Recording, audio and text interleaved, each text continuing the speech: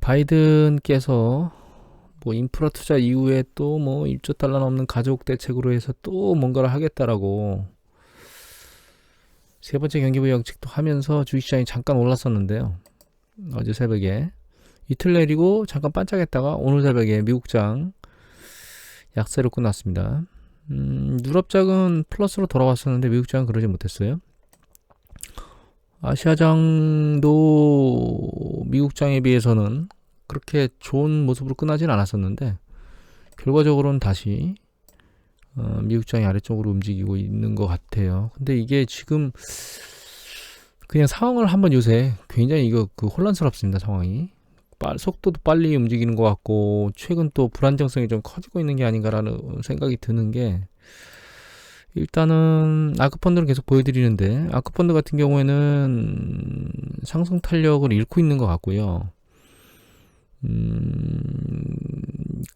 주로 혁신 쪽에 우리가 그 코로나 팬데믹 이후에 가장 많이 끌고 올라왔던 아크펀드 그래서 주목받았던 그게 상대적으로 소외되고 있다라는 것들이 이제 눈에 보이고 그 다음에 나스닥 쪽에 보면 나스닥에 이제 마이크론이나 혹은 마벨 혹은 엔비디아 뭐 AMD 이런 것처럼 이 반도체 관련된 주들이 오히려 반도체가 부족하고 이래서 뭐 호황이나 이런 쪽이 아니고 오히려 떨어질 때 더 많이 기술주 쪽이 더 많이 떨어지고 있습니다. 지금 테슬라도 뭐 꾸물꾸물 올라오는 것 같긴 하지만 힘의 탄력을 잃는 것 같고 지금 테슬라에 대해서 긍정적인 뉴스보다는 부정적인 뉴스 보도들이 뭐 사고가 꼭 부정적이다라고 할 수는 없긴 하겠지만 그런 보도들이 나오고 있거든요. 그럼에도 사실 어떻게 보면 잘 버틴다라고 생각할 수도 있긴 한데 저고점을 돌파하고 올라갈 수 있겠느냐 하는 부분은 좀 다른 문제 같아요. 여하튼 그리고 국내를 좀 보면 국내 참 이제 몇 가지 업종들을 보여드릴게요. 보시면 이게 삼성전자입니다. 삼성전자 올해 들어서 이렇게 개걸음 치고 있죠. 현대차도 마찬가지예요. 약간 하락하면서 개걸음을 치고 있습니다. 그런데 포스코는 그러니까 삼성전자 경기민감주 그러니까 현대차, 삼성전자 이런 경기민감주 쪽에서 중간재라고 뭐 해야 될까요? 철판 같은 것들, 예, 철강 타고 올라가고 있죠. 그 다음에 꼭 이렇게만 타고 올라가는 것도 아니에요. 또 소재 관련된 주를 보면 여기 보면 고려아연이거든요. 비철금속 같은 경우에는 사실 그 포스코만큼 성과를 내고 있는 건 아닙니다. 물론 올라가고 있긴 하지만 포스코만큼 성과를 못 냈다 하더라도 현대차나 삼성보다 나아요. 내려왔다가 다시 올라오고 있죠. 고려아연은. 그리고 이거 말고 이제 화학주 쪽으로 넘어가면 이거 롯데케미칼이거든요. 롯데케미칼은 오히려 지금 상승 패턴이 밑으로 내려가고 있습니다. 이게 철강, 화학 같이 움직여야 되는데 이거 LG화학 같은 경우에는 전기차 포함된 화학이죠. 이것도 역시 힘을 잃고 있어요. 이게 무슨 얘기냐면 뭔가 선순환 사이클, 섹터 순환에서 아무거나 잡았다가는 성과가 못 난다는 뜻입니다. 지금. 그 다음에 이건 SK텔레콤이거든요. SK텔레콤은 경기 비민감주로 대표적인 거예요. 통신주. 근데 보면 막 위로 뻗어나가고 있죠. 경기 후반부에서 잡아야 되는 거거든요. 뭐 SK텔레콤만 아니에요. 여기 보면 U+도 마찬가지입니다. KT도 마찬가지로 이렇게 뻗고 있어요. 그러니까 이거 업종 중에 그냥 대표적인 거 하나 따다닥 뽑아서 보면 순환 작업이 경기 민감주에서 초반부, 경기 사이클 초반부에 있던 게 경기 사이클 후반부에 있는 뭐 경기 비민감주까지 쭉 빠른 속도로 막 넘어가고 있어요. 지금 한 1년 만에. 그것뿐만 아니라 예를 들면 삼성전자는 지지부진하고 있는데 솔브레인이라고 하는 이거 이제 반도체나 전기 제품 관련돼서 그 화학 소재 제공하는 곳이거든요. 얘는 쭉 날아가고 있습니다. 지금. 그거 이외에 제가 말씀드렸던 고용 같은 경우에는 밑으로 밀려 내려갔다가 다시 반등을 해서 쭉 올라가고 있어요. 지금. 그러니까 같은 업종에서도 대형주하고 소형주들이 더 나눠진다는 거예요. 그래서 이거는 코덱스 200이고요. 얘는 코덱스 200 중소형이거든요. 보면 코덱스 200 대형주, 그러니까 코덱스 200 지수 전부 다 포함된 코덱스 200 대형주 대중 이렇게 보면 박스권은 옆으로 움직이고 있고 중소형주는 뚫고 올라갔습니다. 참고로 이 코덱스 200 중소형은 이 거래량이 너무 작아요. 거래 대금이 보면 10억밖에 안 되잖아요. 그래서 이거는 그렇게 하여튼 뭐 핸들링 할 때 조심하셔야 될 것 같고, 여하튼 그래서 전체적으로 놓고 보면 업종별로 경기 상승 초입에서부터 경기 후반 끝자락까지 굉장히 빠른, 제가 여기서 이제 HMM이나 이런 것들 안 보여드렸던 이유가 이 지난번에 분석해달라 해서 보여드린 적이 있잖아요. 그래서 경기 후반부에서 뜨거워지는 뭐 해운이나 이런 쪽들도 쭉 뻗어 올라가 있는 상태입니다. 그러니까 한 1년 만에 경기 민감주에서 그 후반부에 있는 경기 비민감주까지 쭉 훑어서 넘어가고 있어요. 또 경기 비민감주 중에 우리가 식음료 쪽이 있거든요. 근데 식음료 쪽은 또 안 움직이고 있습니다, 지금. 그러니까 선별적으로 경기가 업종 사이클이 이렇게 진행되는 과정이 있긴 한데, 선별적으로 특정한 것들만 이렇게 땅땅땅 움직이고 있는 패턴을 보이고 있다. 그리고 기업별로 또 다르다. 이런 것들을 좀 감안하셔야 될 것 같고, 가장 큰 흐름은 크게 놓고 보면 대형주보다는 현재 중소형주 쪽이 성과를 좀 많이 보이고 있다라고 하는 부분이에요. 다만 중소형주는 일정 수준 이미 성과를 끌고 올라왔기 때문에 조심스럽게 접근해서 작업을 하셔야 됩니다. 만약에 하신다면. 그러니까 이 말씀 왜 드리냐면, 지금까지 상황이 이런 거지 향후에도 이 상황을 지속할 것이다라는 생각을 항상 하시면 안 돼요.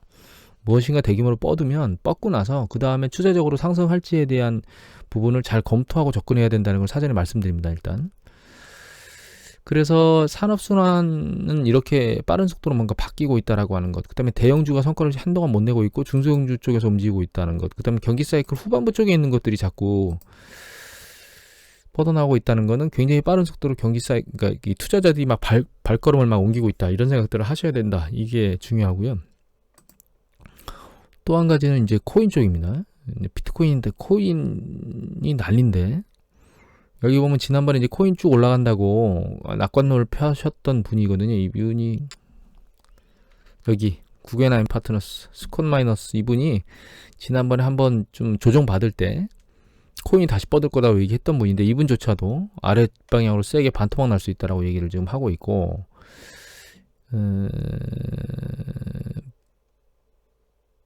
비트코인을 보면요, 이게 비트코인 일봉이거든요.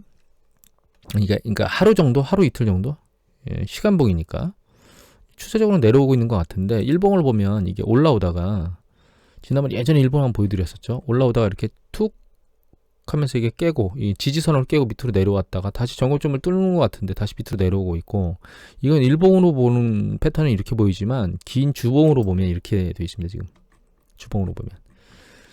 그래서 다음번 찍을 테스트 받을 라인이 여기 45,000 라인 정도 되고요. 얘가 뚫리면 3만 라인대로 내려갈 수 있어요.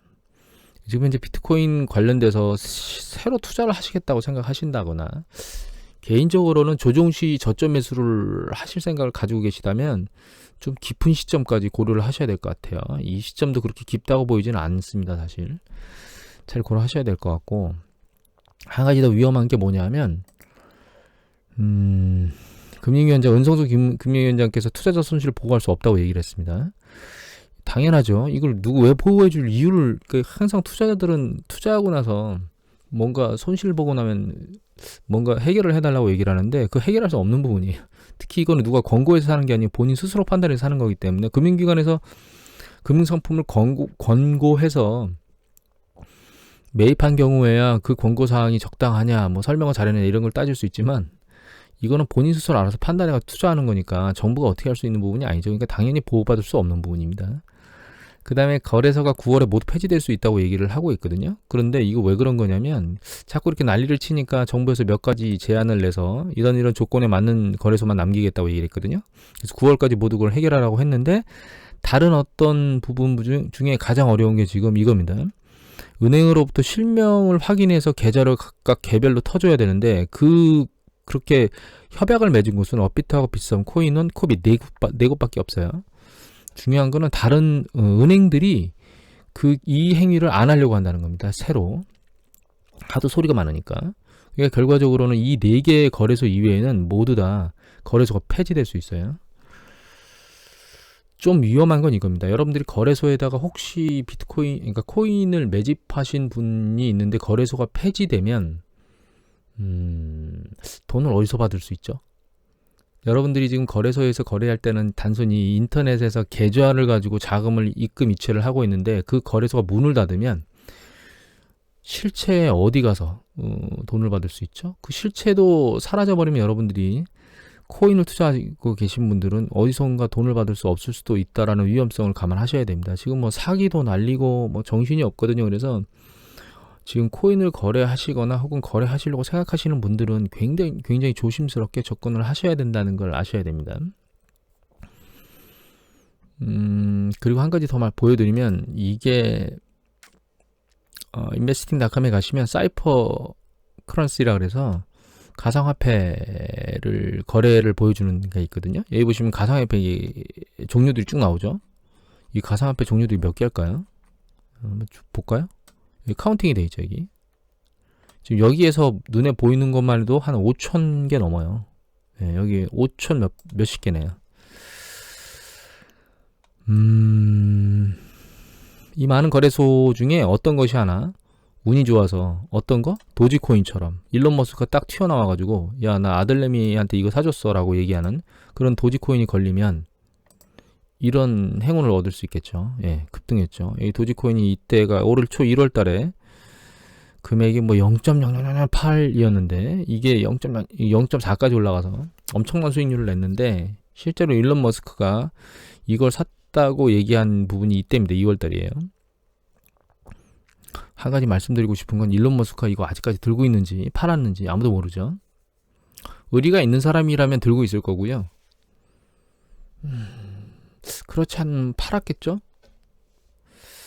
뭐 다 팔진 않더라도 일부만 팔아도 엄청나게 이익을 보지 않았을까요? 그 얘기는 안 하대요. 일론 머스크가 팔았다 안 팔았다 얘기는. 제 생각에는 일부 팔지 않았을까요? 라는 생각이 듭니다. 개인적으로. 여하튼 이거 이외에 이제 코인베이스가 최초로 거래소 중에 상장된 회사인데, 상장 이후에 아랫방향으로 빠지고 있고 코인이 아래로 내려가니까 마찬가지인데, 이 코인베이스 임원들이 주식을 일정 부분 팔았다는 보도들도 나왔죠. 제가 이제 전체적으로 이제 약간 결이 다른 것들을 보여드렸는데, 상황의 흐름을 보면서 느낀 건 뭐냐면, 이 시장이 굉장히 혼란스럽다는 거예요. 그러니까 굉장히 빠른 속도로 선순환되고 있고, 이렇게 빠른 속도로 선순환이 된 적이 없거든요. 그리고 코인처럼 이미 이제 한번 말씀드렸지만, 이거 진짜 수석하고 똑같은 거거든요. 돌멩이 주스는 거하고 똑같은 건데, 그들만의 리그 안에서 그들만이 인정해주는, 여기 보시면 예, 그들만의 리그 안에서 이거를 주고받는 사람들만이 이거의 가치를 인정해줄 뿐, 사실은 실생활에서는 아무도 이 가치를 인정해줄 수 없는데, 문제는 이걸 가지고 물건을 사서 살 수 있도록, 구매할 수 있도록 앱이 나와서 그런 것들이 지금 작동하고 있거든요. 우리나라는 아니지만 미국에서는 작동하고 있습니다, 이미. 그래서 결국은 그런 부분들 때문에 더더욱 이 코인에 대한 믿음감이 커지고 있어요. 거기다가 이제 뭐 ETF도 상장됐고, 캐나다 같은 경우에는 인버스도 마찬가지지만 거기다 기관들이 이거 투자하겠다고 날리고 이래서 시장이 정말 혼란스럽고 혼돈스러운 상황으로 계속 가 있는 상황입니다. 전체적으로 이런 상황을 야기하는 가장 주된 이유는 근본적인 게 풍부한 유동성이죠. 또 한 가지는 풍부한 유동성이라고 말하기 전에, 물론 이제 풍부한 유동성은 지금뿐만 아니라 사실 80년대에서 90년대 앨런 그린스펀 의장이 있을 때부터 그 얘기는 계속 나왔어요. 그때 하고 2000년대에도 역시 마찬가지로 글로벌의 유동성이 크다라고 해서 와타나베 부인이라고 혹시 들어보셨나 모르겠네요. 일본에 있는 그 부인들께서 제로금리로 유지되는 일본에서 대출을 받아서 해외에 투자했던 그런 게 이제 와타나베 부인이라고 2000년대 글로벌 금융위기 터지기 전에 있었거든요. 그리고 이제 그거 이외에 캐리 트레이드라고 해서 다른, 이제 이게 와타나베 부인이 캐리 트레이드를 하는 건데, 상대적으로 금리가 낮은 통화 쪽에서 대출을 받아서 금리가 높은 쪽의 통화 쪽과 관련돼서 투자하는 그런 행위는 사실은 80년대부터 지금까지 계속 추세적으로 진행되고 있고 지금까지 유지되고 있어요. 그런데 지금 이렇게 폭발적으로 일어나는 가장 주된 이유는 사실은 이것 때문에 그렇습니다. 보여드렸지만 마진댓, 그러니까 어드바이저 퍼스펙티브에 나오는 마진댓, 신용융자 잔고, 우리나라도 마찬가지로 폭발적으로 올라갔죠. 이 신용융자 잔고가 굉장히 많이 올라가 있는데 과거에도 많이 올라갔었지만 지금도 많이 올라가 있죠. 근데 많이 올라간 게 중요한 게 아니고 중간에 충분한 조정, 그러니까 주식시장도 그렇고 신용도 그렇고 그 팽창됐던 게 충분한 조정 과정을 거친 다음에 움직였으면 이런 과정이 일어나지 않을 텐데 요번에는 그 신용 팽창의 조정과 주식의 조정이 너무나 짧았어요. 그 짧고 올라간 것 때문에 이미 쌓여있던 신용 이외에 추가 신용이 더 올라와 있는 거죠. 충분히 조정이 없이. 이 부분이 현재 일어나고 있는 모든 현상들의 가장 중요한 핵심입니다. 그러니까 연준이 저금리를 유지하고 있는데 이게 충분한 조정 이후에 저금리와 풍부한 유동성을 부었다면 사실 지금처럼 이렇게 되진 않을 건데 그렇지 않은 패턴으로 움직이고 있다는 거예요. 중요한 거는 어떻게 움직여야 될 거냐는 거죠. 현재 시점에서. 제 생각에는 현재 시점에서 가장 중요한 거는 그 용어 중에 부화뇌동하지 마라 라는 얘기가 있죠. 부화뇌동하지 마라. 남이 하는 대로 따라하지 말라는 뜻이죠. 사실 아무 생각 없이. 여러분들이 지금 뉴스 보도에 들으실 때 굉장히 많이 벌었다라고 하는 얘기가 나오면 거기에 혹해서 그런 쪽으로 움직이는 액션들을 취하고 있는데 취할 수 있죠. 그런데 지금 이미 말씀드렸지 굉장히 빠른 속도로 이게 움직이고 있어서 내가 그 얘기를 들었을 땐 이미 그 끝자락에 있을 수도 있겠다라는 생각을 반드시 해야 되는 시기가 지금인 것 같습니다. 그래서 주로 경제지나 이런 쪽에서 놓고 보면 아랫방향으로 꺼져 있거나 이런 부분들보다는 이미 이제 일정 수준 많이 튀어서 눈에 확 들어오는 기사 제목을 뽑기 위해서 이익이나 이런 것들이 가시적으로 막 붙어가지고 패턴이 많이 움직인 그런 쪽에 있는 기사들이 많이 나오거든요. 그래서 개인적인 생각에는 그런 쪽의 기사를 자꾸 쫓아다니면서 뭔가 투자를 하겠다고 고민을 하시는 것보다는 상대적으로 주식 관점에서 놓고 보면 우량하지만 주가가 반영되지 않은 그런 주식들을 잘 골라서 이제 우량하다는 얘기는 예를 들면 뭐 ROE도 높고 그 다음에 이제 현금 보증 비중도 높은 상태에서 계속 이익 구조나 이런 것들이, 그러니까 그 경쟁 구조, 매출이나 이런 구조들이 꾸준히 궤도를 유지하고 있음에도 불구하고 상대적으로 소외되어 있는 주식들 이런 것들을 단기간에 내가 이익을 보겠다는 관점이 아니고 향후에 이제 보유하고 있다 나중에 반영되는 그 시점에 이익을 보겠다라고 하는 좀 차분한 마음을 가지고 매집하는 것도 필요하고, 또 한 가지는 너무 대형주 쪽에 몰려 있으면 그런 부분도 좀 한번 생각을 고민을 해봐야 될 것 같고, 개별 주식을 선택하기가 어렵다면 ETF나 이런 쪽을 선택함으로써 개별주만 들고 있음으로써 소외되는 그런 부분들을 커버할 수도 있겠죠. 비트코인에 대한 얘기는 사실 여기저기서 너무 많이 듭니다. 강의를 가도 비트코인을 물어보고,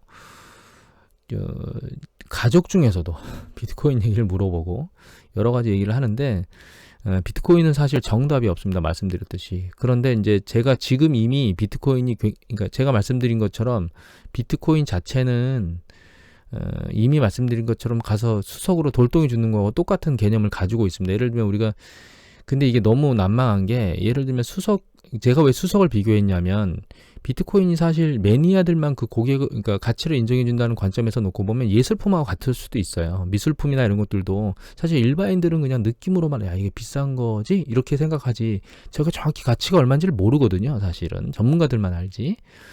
그런데 제가 왜 그런 동종의 유형인 비트코인을 돌멩이를 얘기했느냐, 사실 비트코인의 가치라고 하는 것은 노력의 가치라고 하는 게 컴퓨터를 여러 대 붙여가지고 문제를 풀어서 채굴하는 이런 노력밖에 없는 거예요. 돌멩이 주스로 다니는 노력 수준 정도밖에 안 된다는 거죠. 거기다가 제가 왜 흔한 돌멩이 얘기를 했냐면, 여기 보시면 이미 보여드렸듯이 비트코인, 그러니까 그 블록체인, 자꾸 비트코인이라고 얘기하니까 블록체인 기술을 이용한 코인, 이런 것들의 종류가 엄청나게 많잖아요. 한 5천 개 되잖아요 지금. 더 나올 수도 있습니다. 도지코인도 2013년도에 2명이 그냥 장난으로 만들어 놓은 거예요. 그걸 일론 머스크가 얘기해서 들어올린 거거든요. 굉장히 폭발적으로. 그러니까 이게 사방에서 굴러다니는 돌덩이하고 다른 점이 어디가 있습니다. 똑같죠.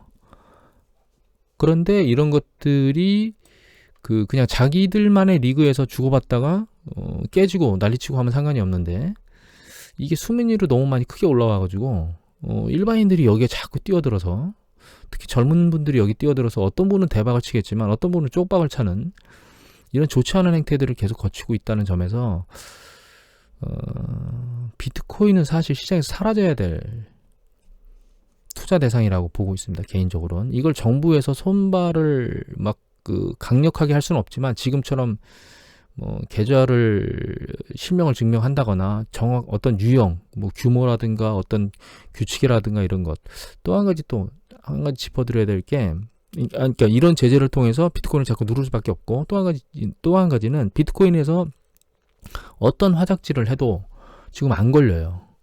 증권금 같은 경우에는 한 수백 년 동안 뭔가 조작을 하거나 잘못된 시장 행위를 할 때 그거를 커버할 수 있는 어떤 제도를 계속 마련해 왔거든요.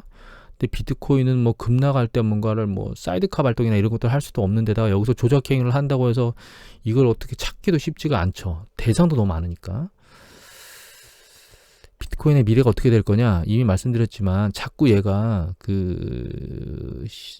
상거래에 이용되려고 하고 공식화되려고 하고 이러면 이럴수록 비트코인한테는 안 좋은 겁니다. 코인한테는. 물론 이제 이 많은 코인들이 다 정리되고 일부 코인만 남아서, 대표적인 거 일부 코인만 남아서 그것이 시장에서 존속될 수는 있다고 보고 있습니다. 개인적으로. 왜냐하면 세상이 바뀌었기 때문에 사고가 완전히 달라서.